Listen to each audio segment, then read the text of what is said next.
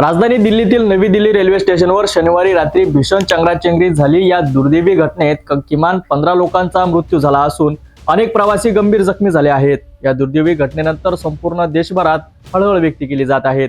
पंतप्रधान नरेंद्र मोदी यांच्यासह अनेक दिग्गज नेत्यांनी या घटनेवर शोक व्यक्त केला आहे। मृतदेह आणि जखमींना तात्काळ लोकनायक जयप्रकाश रुग्णालयात हलविण्यात आले आहेत। तिथे त्यांच्यावर उपचार सुरू आहेत। दुर्घटना नेमकी कशी घडली, प्रत्यक्षदर्शी काय सांगतात, प्रशासनाची जबाबदारी काय, पाहूया हा विशेष अहवाल।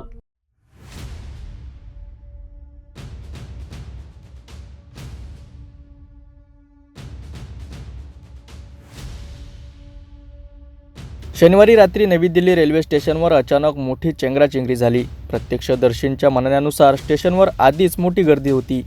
त्याचवेळी एक अफवा पसरली आणि लोकांनी जीव वाचवण्यासाठी धावाधाव सुरू केली। काही क्षणातच परिस्थिती इतकी बिघडली की अनेक प्रवासी खाली कोसळले आणि गर्दीत चिरगळले गेले।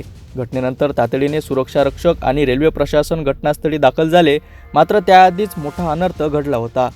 अंदर बहुत लोग कटे, दब के मरे हैं। जखमींना तात्काळ एलएनजेपी रुग्णालयात हलविण्यात आले।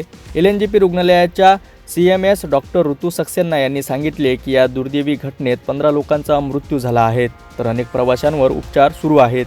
हम लोग जा रहे थे स्टेशन में, मेरा टिकट था, भतीजा का शादी था, तो भगदड़ बहुत मचा।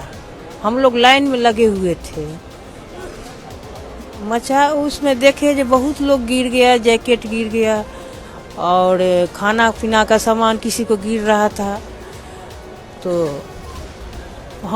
मैं भी बेहोश हो गई। मात्र यामुळे गंभीर प्रश्न उपस्थित होत आहेत। रेल्वे प्रशासन गर्दी नियंत्रण करण्यात वारंवार अपयश का ठरत आहेत?